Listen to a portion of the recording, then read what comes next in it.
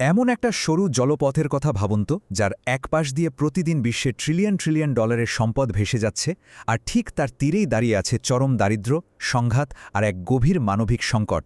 অবিশ্বাস্য মনে হলেও এটাই সত্যি। আজকের এই বিশ্লেষণে আমরা ঠিক এমনই একটা জায়গার ব্যবচ্ছেদ করতে যাচ্ছি, যা আক্ষরিক অর্থেই বৈশ্বিক বাণিজ্যের ভাগ্য নির্ধারণ করে। চলুন সরাসরি মূল আলোচনায় ঢুকে পড়া যাক। কথা হচ্ছে বিশ্বের অন্যতম বিপজ্জনক এবং কৌশলগতভাবে গুরুত্বপূর্ণ একটি চোক পয়েন্ট নিয়ে। নামটা শুনলেই কিন্তু একটু গা ছোমছোম করে ওঠে, তাই না? বাব আল মন্দেব। আরবি এই শব্দটার অর্থ হল অশ্রুর দরজা বা শোকের দ্বার। ঐতিহাসিকভাবে এই জলপথে এত বেশি জাহাজরূপী আর নাবিকদের মৃত্যুর ঘটনা ঘটেছে যে এখানে পৌঁছালে ভয়ে আর শোকে নাবিকরা রীতিমতো কেঁদে ফেলত। সবচেয়ে সরু জায়গায় এই জলপথটি মাত্র ২৯ কিলোমিটার চওড়া। অথচ আশ্চর্যের বিষয় হল এই ছোট্ট ২৯ কিলোমিটার জলপথই আজ পুরো বিশ্বকে একরকম নিয়ন্ত্রণ করছে। আজকের এই বিশ্লেষণে আমরা কয়েকটি বিষয় ধাপে ধাপে দেখব। প্রথমেই জানব অশ্রুর দরজার অবস্থান আর বিশ্ব বাণিজ্যে এর গুরুত্ব সম্পর্কে।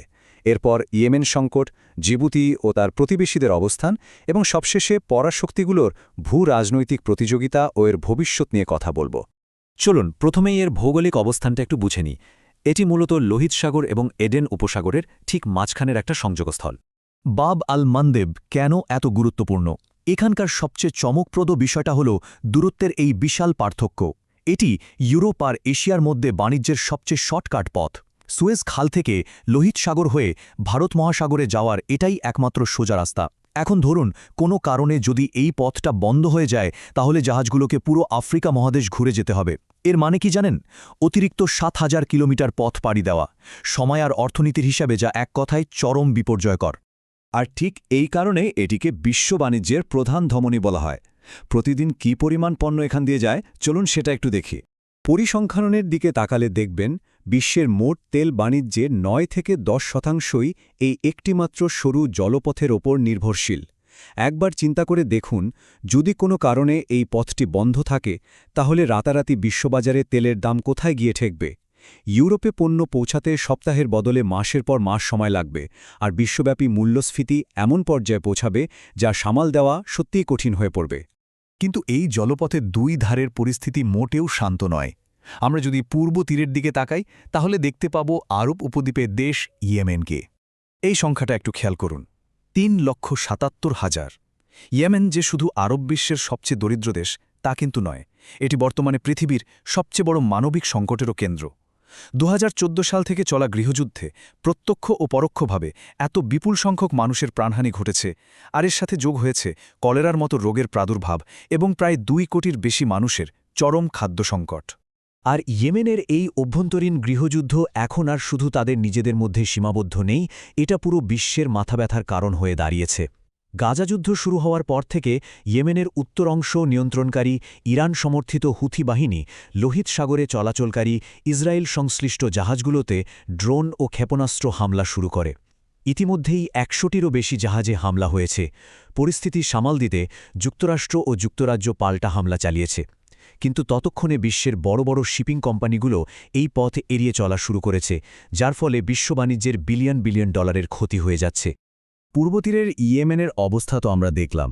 এবার চলুন পশ্চিম তীরে, অর্থাৎ আফ্রিকার শিং বা হর্ন অফ আফ্রিকা অঞ্চলে অবস্থিত ৩টি দেশের দিকে একটু নজর দিই।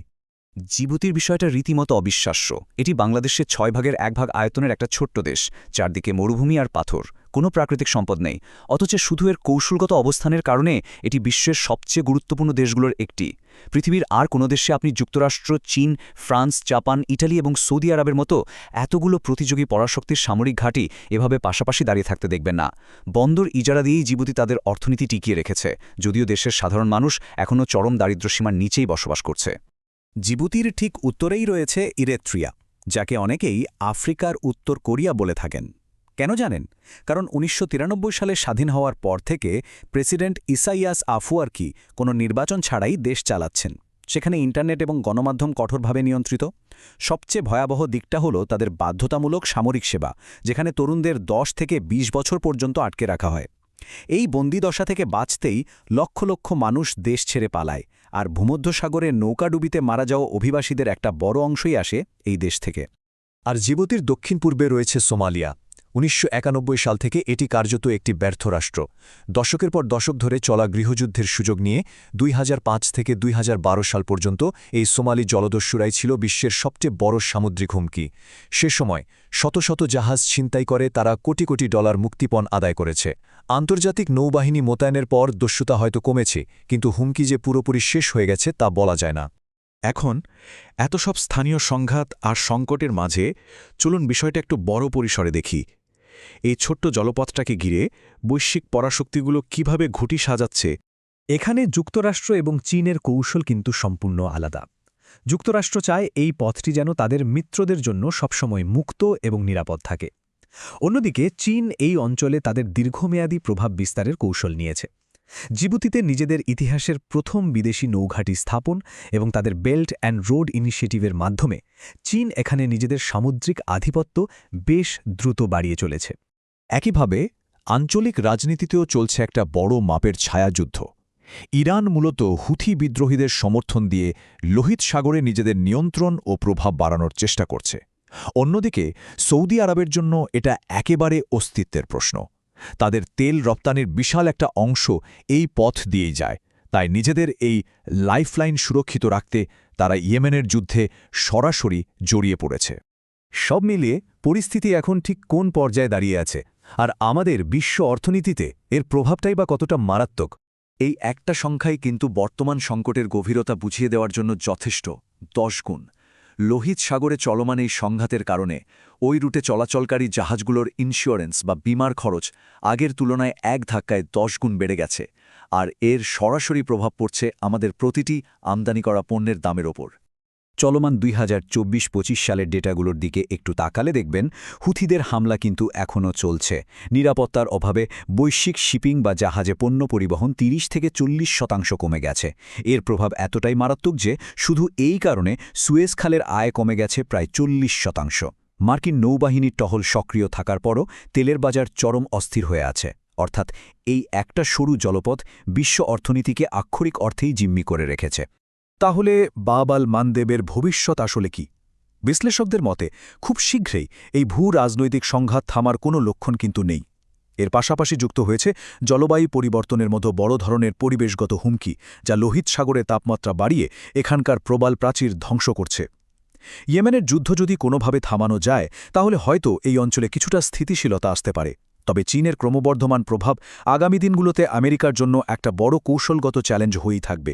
সবশেষে এই প্রশ্নটাই কিন্তু বারবার আমাদের মাথায় ঘোরে। একদিকে পরাশক্তিগুলোর নীরব স্নায়ুযুদ্ধ, অন্যদিকে জলবায়ু পরিবর্তন আর স্থানীয় দারিদ্র্য ও সংঘাত। শতাব্দীর পর শতাব্দী ধরে যে জলপথ নাবিকদের কাঁদিয়েছে, সেই অশ্রুর দরজা আজও তার নামের প্রতি পুরোপুরি সুবিচার করে চলেছে।